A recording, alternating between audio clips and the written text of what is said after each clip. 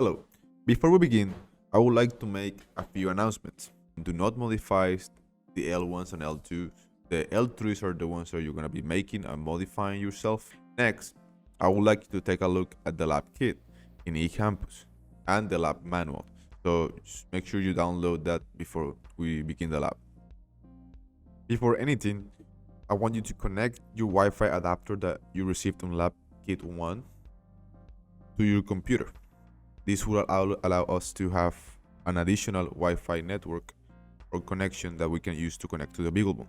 Then turn on the BeagleBone Blue using your battery pack and using the male barrel plug to Anderson pole connection that we gave you in the kit as well. Then just wait for the BeagleBone to come up on the Wi-Fi network and connect to it. Lab 3, Compass Calibration. In this lab, you will determine the absolute orientation of your robot. The encoders only give us information regarding the change in direction and speed of the wheels. So we need to rely on the compass to know which orientation is the scuttle heading to, and that's what we call the heading angle. A compass is a three-axis magnetometer, which by the way we use on lab 2, and is used to measure the strength and direction of the magnetic field around the BeagleBone Blue. The compass is inside the IMU of the board. On the reference section, I left a link for the absolute orientation at magnetometer explained. So this is just an 8-minute video just talking about how the magnetometer readings are obtained. For resources required, as we mentioned before, MXET Lab Kit 1 and MXET Lab Kit 2. By now you should have them both. If you don't have them, please let us know. We're going to be using magnetometers to measure the magnetic fields on the X, Y, and Z on the BeagleBone Blue. Magnetometers are affected by disturbances on the magnetic fields, and these disturbances are usually produced by two types of objects or sources: the hard iron or soft irons. The hard irons are the ones we're concerned the most in robotics, and these are fields produced by motors or magnets. The good news is that all these magnetic fields can be calibrated out. Basically, we're trying to find the disturbances ahead of time and then correct for every sample. If you have an iPhone, you experience something very similar when you open your compass and it asks you to make an 8 shape on the air, flipping the cell phone in different directions. And this is just for the iPhone to calibrate its compass. For task 1, we're gonna carefully place our BeagleBone Blue and the battery pack in a desk chair. And this could be the lab desk chair or a stool or your own at home. Then we're gonna be running the L1 MPU from lab number 2 for a couple of seconds before stopping it. So once in Cloud 9, I'm gonna go to basics folder and run Python 3 L1 MPU. Tap to autocomplete, run it, and then I just wanna stop it. Then we're gonna run the command sudo rc calibrate mag on the terminal, and this is just gonna give us some instructions that we need to follow in order to sample data for 15 seconds. We're gonna rotate around the Z-axis or BeagleBone,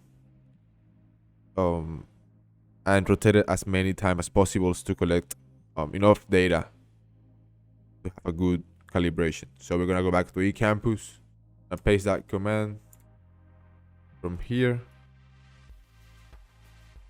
paste it and run it, and then I'm gonna press enter and it's gonna tell me to spin.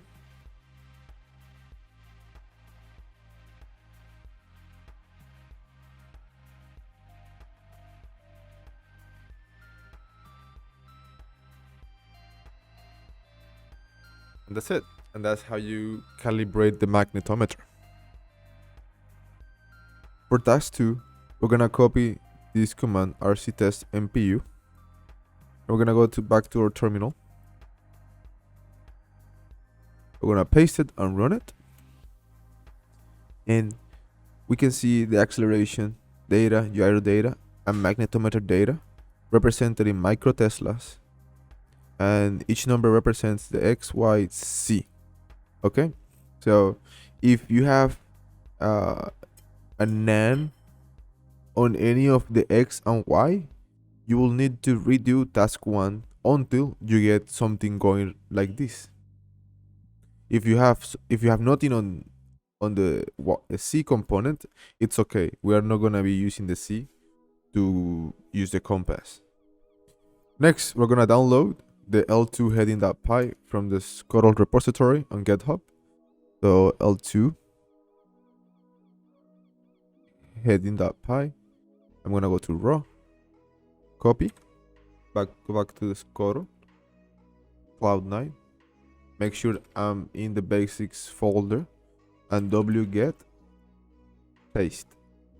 Now just gonna wait, and I should have the L2 heading in my basics folder. Before we run the L2 heading, make sure you comment the lines as shown in figure 1. So go back to your Cloud9, open your L2 heading, and I can put it on the side or over here, and then comment these lines over here, and you can select and type Ctrl/ for commenting multiple lines, and then make sure you save. Then we can run it. Python 3 L2 heading. That's it. This is how we run L2 heading. With the raw values being printed as shown in figure 2, rotate the robot or the BeagleBone one full revolution, and record the max and min achievable values on both columns. The first column represents the x values, and the y and the second column represents the y value. So stop the program if you were running it. Get ready to spin the scuttle, and then run the L2 heading again. Now slowly turn the BeagleBone one full revolution,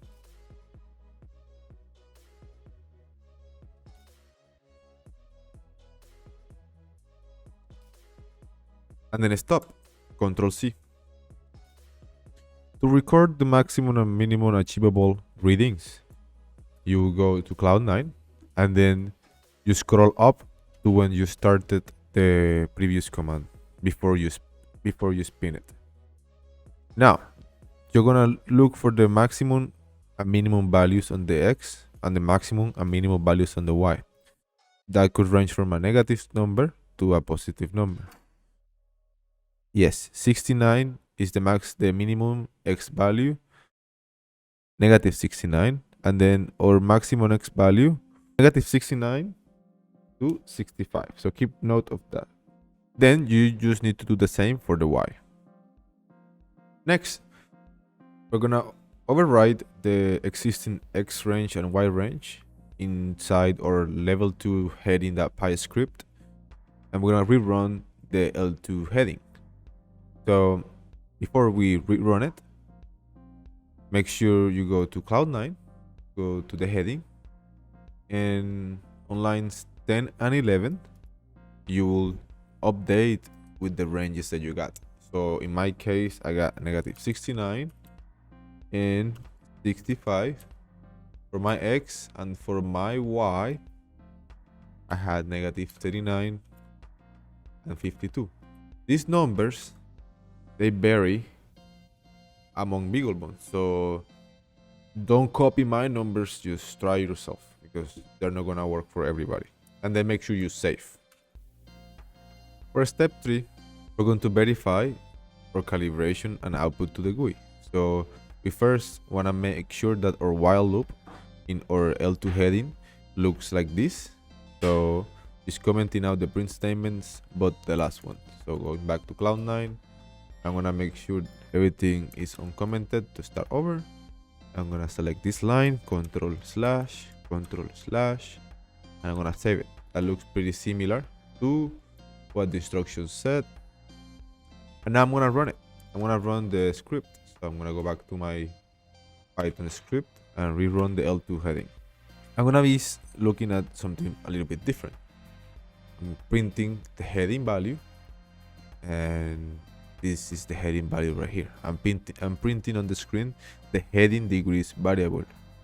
Okay, so this is the most critical variable throughout the lab, and I want you to notice that the heading degree variable is made up of with age, and age is created using the get heading function, and we're passing access scale, which is created before.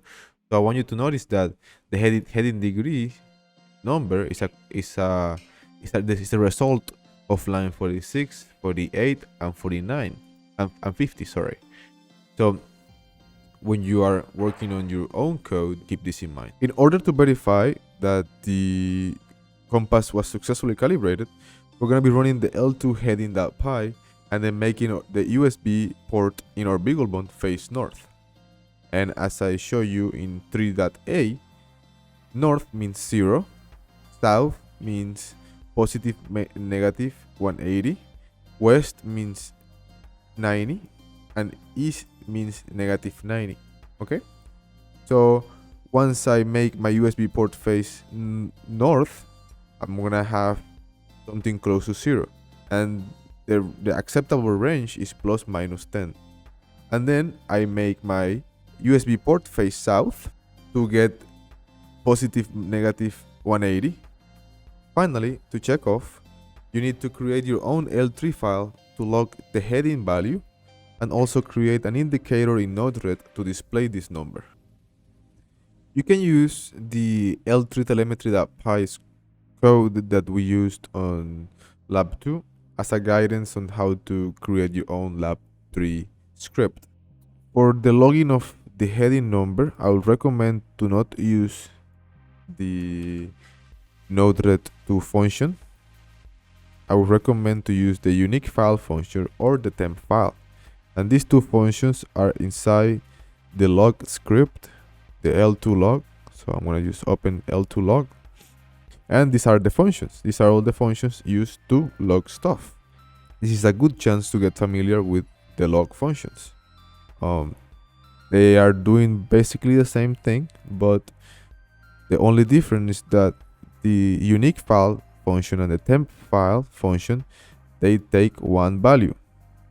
On the other hand, the Node-RED2 function takes one array with 2 elements. Okay, so you're forced to pass 2 elements, and it's always gonna create 2 files, which sometimes is not what we want. And also, it constrains you on the name of the file. It already has the a.txt and b.txt, and unique file and temp file.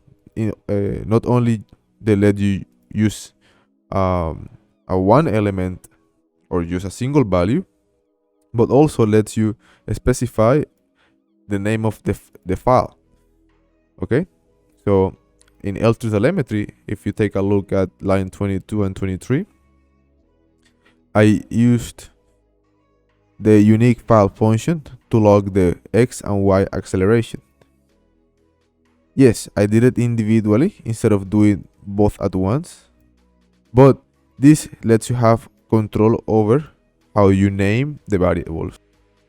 For your post-lab activity, besides submitting the formal individual lab report, you must transform the heading number into a cardinal direction, that being north, east, south, or west. To do that, you need to create a function in the L3 code that you previously created on task 2 to decide in which cardinal direction the BeagleBond is heading. So you need to make a function that takes the heading as an input and returns the heading as north, east, south, or west. So as an example, I just made this really quick for you guys. You can make a function, and any name that you want to call it, but that takes the input heading value and returns the cardinal coordinate.